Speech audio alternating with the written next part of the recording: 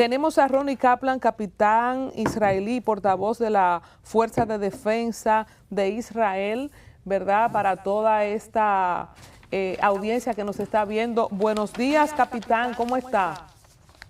Hola, ¿cómo está? Un gusto estar con ustedes. Ronnie, buenos días. Hemos visto desde hace años tu compromiso de estar en contacto con la prensa. He estado con usted en varios encuentros donde siempre nos mantiene al tanto y al día de cómo va la situación. Aunque estamos muy lejos de ustedes con horarios distintos, en República Dominicana, un país que fue el primer país de Occidente que le abrió las puertas a los judíos y tenemos una gran amistad con Israel. Estamos sumamente preocupados y más informados de lo que usted cree.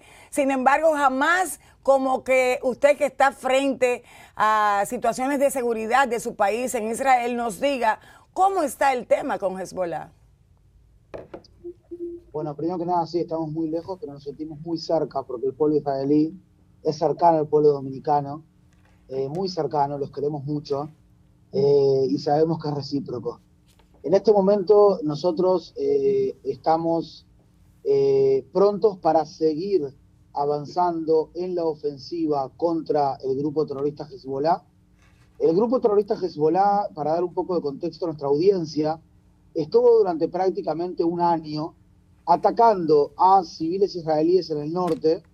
Esos ataques comenzaron el 8 de octubre. Yo les recuerdo que el 7 de octubre del 2023, Hamas hizo la masacre que ustedes ya han informado, esta masacre dejando a más de 1.200 asesinados en Israel, la enorme mayoría de ellos civiles, violaciones, decapitaciones, mutilaciones, etc.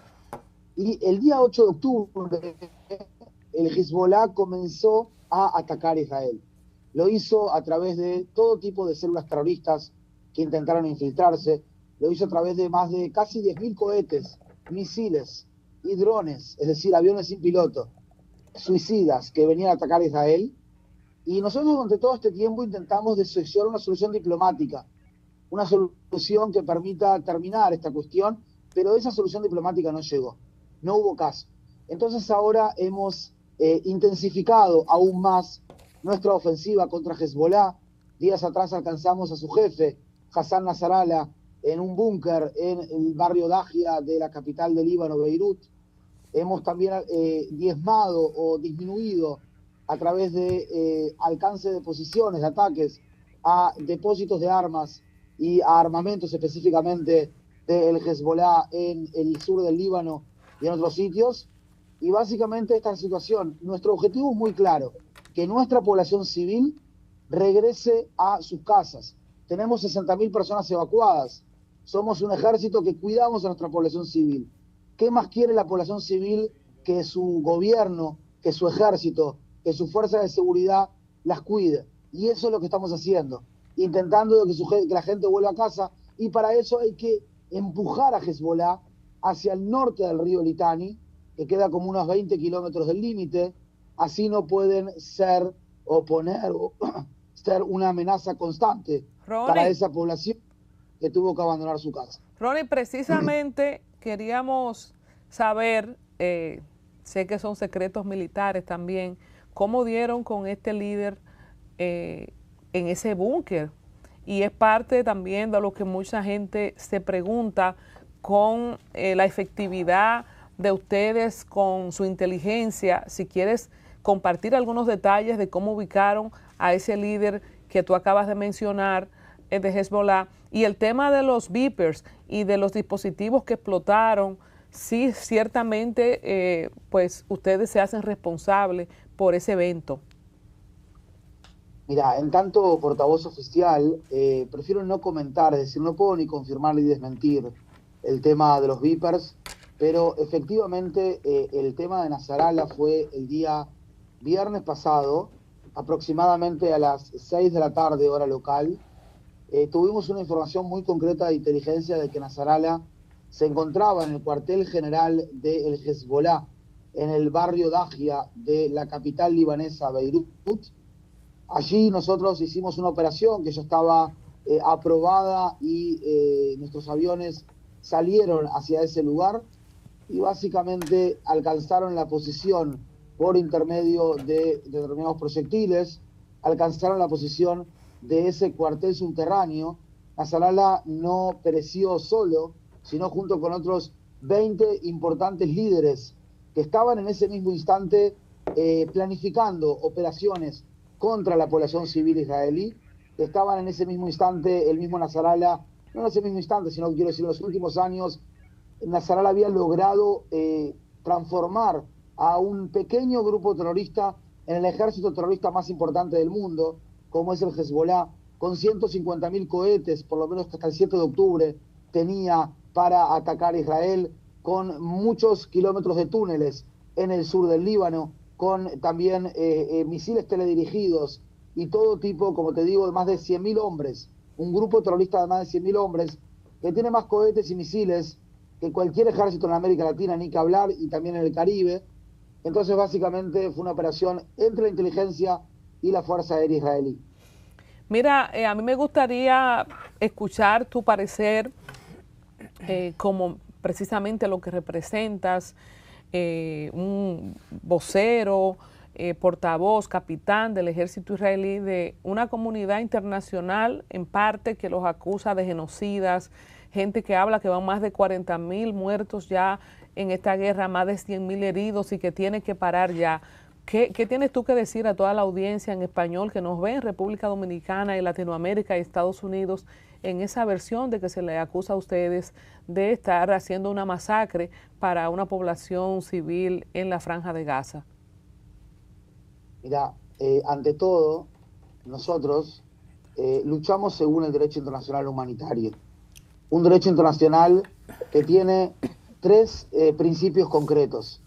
Uno, distinguir entre civiles no involucrados en el conflicto y terroristas involucrados en el conflicto. Dos, cada objetivo debe tener una necesidad militar por detrás. Es decir, cada objetivo tiene que tener una necesidad militar, tiene que tener un objetivo en la guerra por detrás, y así tiene cada uno de los objetivos que hemos alcanzado en la Franja de Gaza.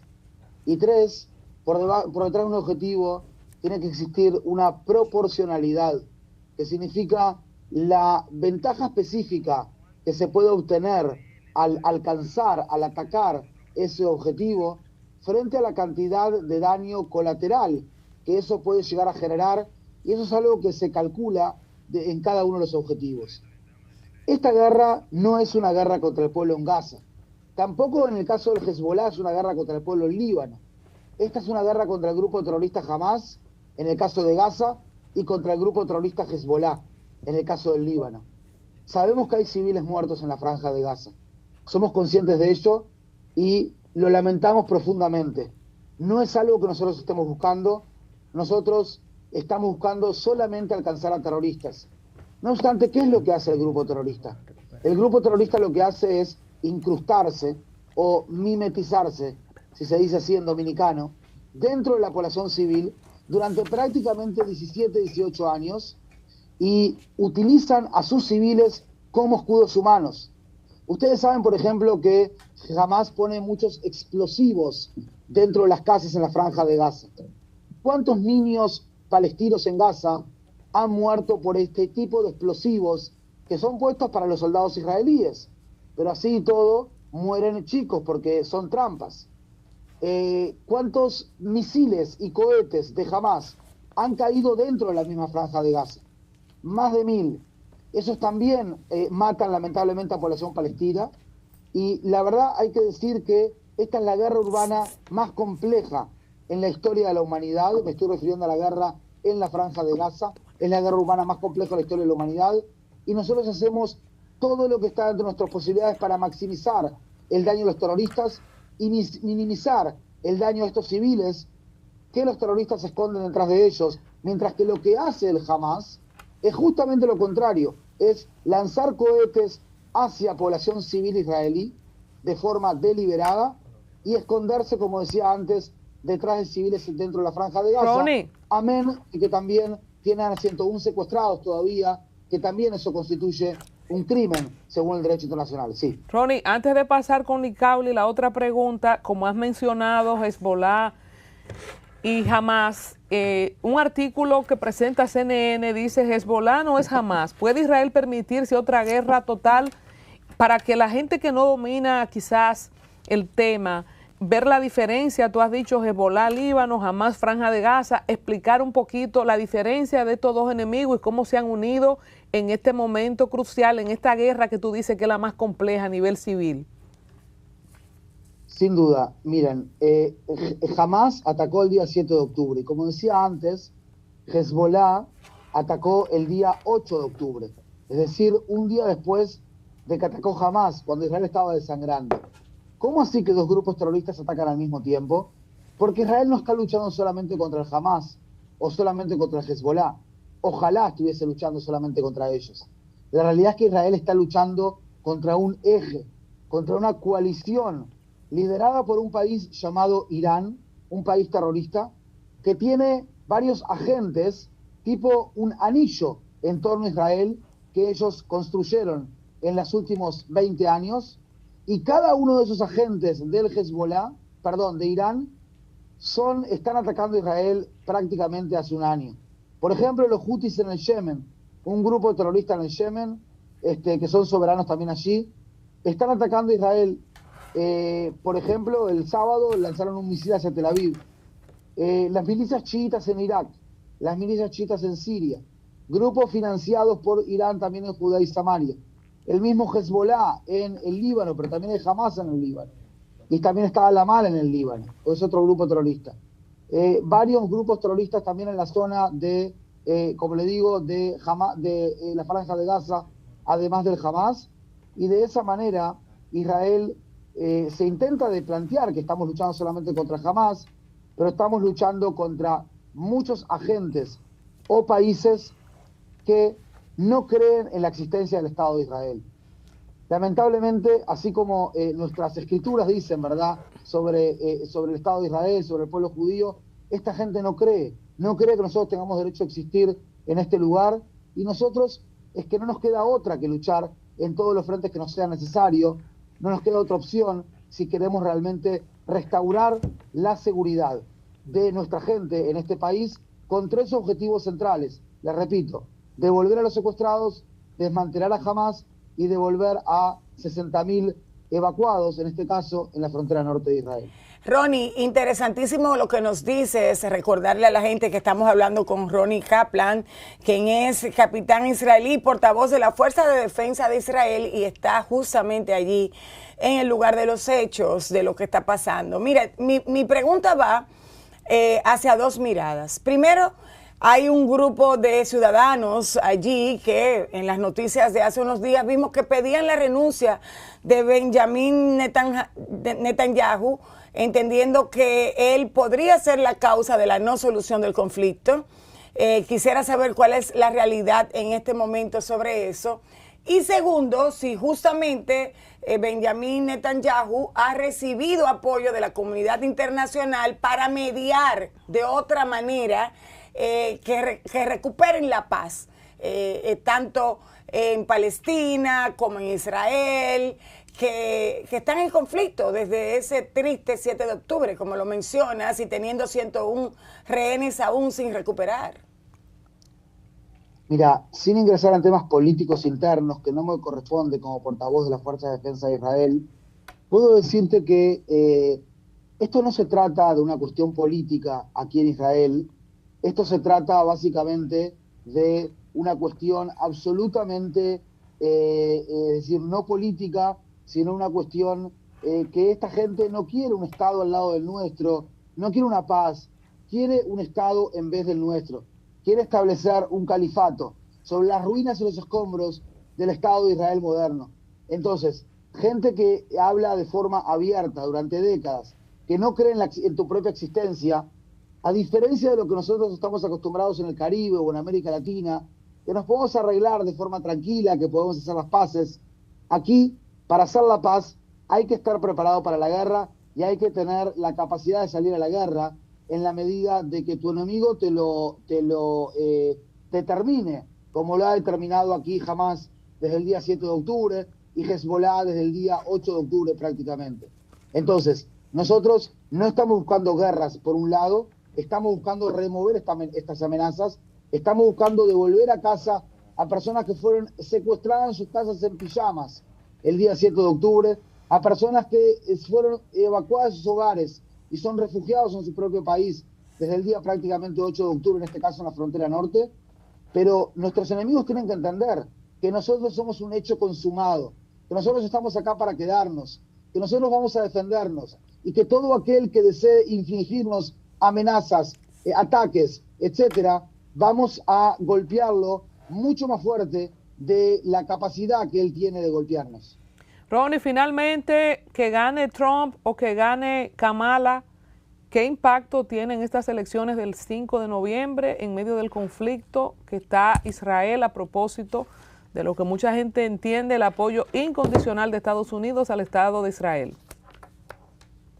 La relación entre Israel y los Estados Unidos, la alianza que tenemos, es una alianza que está basada en valores comunes y en intereses comunes y no tiene relación con el partido de gobierno que esté en el gobierno. Yo obviamente como portavoz del ejército de Israel tampoco voy a ingresar en política americana, pero sí puedo decirle que creo que no tiene incidencia en este sentido, por lo menos a nivel de la cooperación en materia de seguridad, que es sumamente profunda con los americanos, cuya importancia para Israel no se puede exagerar.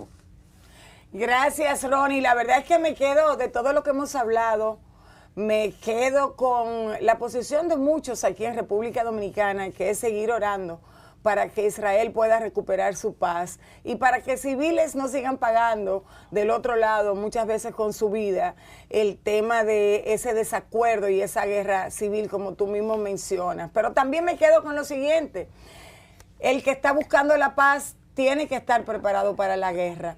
Y le deseamos desde aquí que tengan pronta solución a todo esto. Estamos sufriendo tanto como ustedes, los que creemos y somos amigos de Israel también. Así que te agradecemos el tiempo que ha tomado, amigos de Una Nueva Mañana. Hemos estado conversando de manera exclusiva, en vivo y en directo, con Ronnie Kaplan, quien es capitán israelí y portavoz de la Fuerza de Defensa de Israel.